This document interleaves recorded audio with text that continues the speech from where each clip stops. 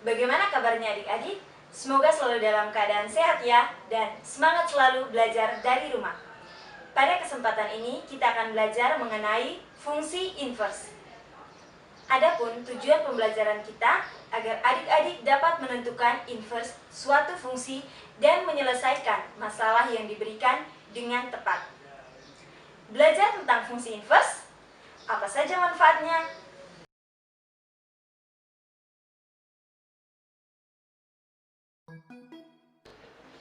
Perkenalan mengenai fungsi matematika sendiri telah ada sejak ratusan tahun yang lalu dan diperkenalkan oleh seorang matematikawan bernama Leonard Euler. Beliau yang pertama menuliskan fx untuk menandai suatu fungsi f yang diterapkan pada argumen x. Lanjut, berbicara mengenai inverse problem. Coba simak ilustrasi yang menggunakan pertambahan kasus COVID-19 di Indonesia. Berdasarkan data dari juru bicara penanganan kasus COVID-19 di Indonesia, bahwa selama 1 minggu, dari tanggal 6 Maret sampai dengan tanggal 12 Maret 2020, telah terdapat sebanyak 90 kasus positif. Jika jumlah kasus positif mengikuti suatu fungsi tertentu, maka dapat kita ketahui jumlah kasus pada hari ke-15, hari ke-16, hari ke-17, dan sebagainya. Nah, bagaimana jika kita balik? Jika kita ingin mengetahui di hari keberapakah terdapat kasus positif sebanyak 4.000 kasus, inilah yang dinamakan inverse atau balikan dari suatu fungsi. Untuk lebih jelas mengenai fungsi inverse, yuk simak penjelasan berikut ini. Mari kita lihat materi prasyarat yang harus dikuasai adik-adik untuk mempelajari fungsi inverse, yaitu yang pertama, operasi pada fungsi, yang terdiri dari operasi penjumlahan, pengurangan, perkalian, dan pembagian suatu fungsi.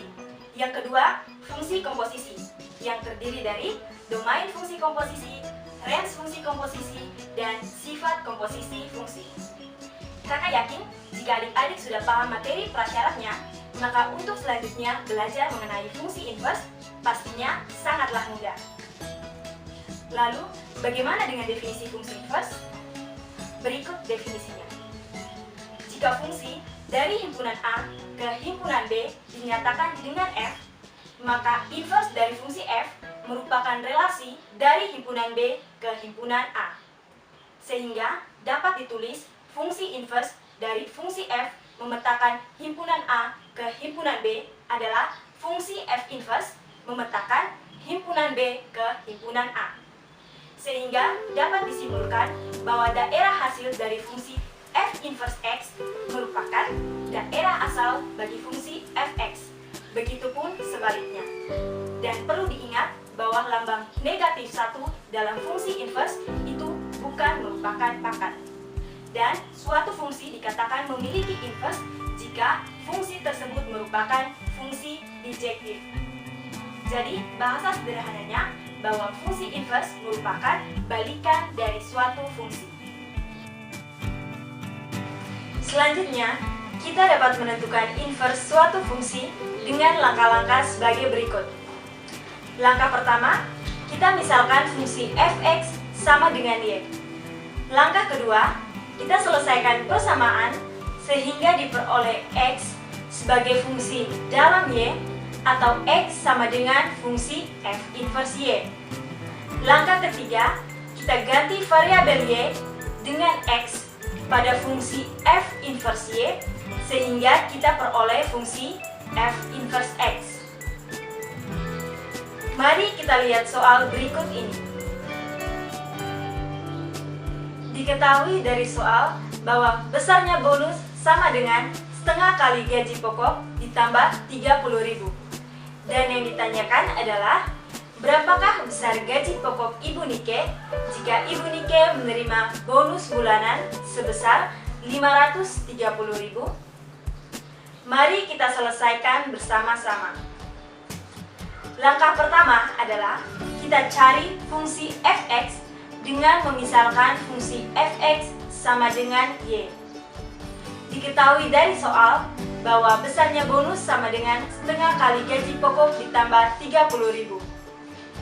Kita misalkan besarnya gaji pokok sama dengan X dan besarnya bonus sama dengan fx. Sehingga kita peroleh fungsi fx sama dengan y sama dengan setengah x ditambah 30.000. Untuk mencari fungsi bonus dalam gaji pokok, sama saja dengan mencari fungsi inverse dalam variabel y. Kita lanjut ke langkah kedua. Kita selesaikan persamaan sehingga diperoleh x sebagai fungsi dalam y atau x sama dengan fungsi f inverse y. Kita dapat menggunakan cara aljabar untuk menyelesaikannya.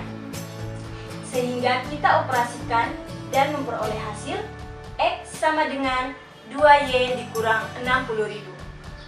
Karena x sama dengan fungsi f inverse y, maka kita peroleh fungsi f inverse y sama dengan 2y dikurang 60.000. Langkah ketiga, kita ganti variabel y dengan x pada fungsi f inverse y, sehingga kita peroleh fungsi f inverse x sama dengan 2x dikurang 60.000. Selanjutnya, kita substitusikan nilai x dengan 530.000 sehingga kita peroleh fungsi f inverse x-nya sama dengan 2 dikalikan 530.000 dikurang 60.000 sama dengan 1 juta rupiah. Sehingga kita peroleh besar gaji pokok Ibu Nike jika Ibu Nike menerima bonus bulanan sebesar 530.000 adalah 1 juta rupiah. Mari kita lanjut ke soal berikutnya. Diketahui dari soal, fungsi fx sama dengan 500x ditambah 20.000. Yang ditanyakan adalah A. Tentukan inverse fungsi pendapatan dari tiket penonton klub sepak bola. B. Jika dana hasil penjualan tiket sebesar 5 juta rupiah, maka berapakah banyak penonton yang menyaksikan pertandingan tersebut? Mari kita selesaikan bersama-sama. Langkah pertama, kita misalkan fungsi fx sama dengan y, sehingga kita peroleh y sama dengan 500x ditambah 20.000. Langkah kedua, kita selesaikan persamaan sehingga diperoleh x sebagai fungsi dalam y atau x sama dengan fungsi f inverse y. Kita operasikan sehingga kita peroleh nilai x sama dengan y dikurang 20.000 per 500. Nah, karena x sama dengan fungsi f inverse y, maka kita peroleh fungsi f inverse y sama dengan y dikurang 20.000 per 500. Kita lanjut ke langkah ketiga. Ganti variabel y dengan x pada fungsi f inverse y sehingga kita peroleh fungsi f inverse x sama dengan x dikurang 20.000 per 500. Kita telah menjawab bagian A. Mari sekarang kita lanjut menjawab bagian B. Sekarang kita substitusikan nilai x dengan 5 juta rupiah sehingga kita peroleh fungsinya 5 juta dikurang 20.000 per 500, kita peroleh hasil 9.960. Sehingga banyaknya penonton yang menyaksikan pertandingan tersebut adalah sebanyak 9.960 orang. Bagaimana? Mudah bukan menyelesaikan soal-soal fungsi inverse? Sekian pembelajaran kita. Semoga video ini dapat bermanfaat dan menambah ilmu adik-adik ya.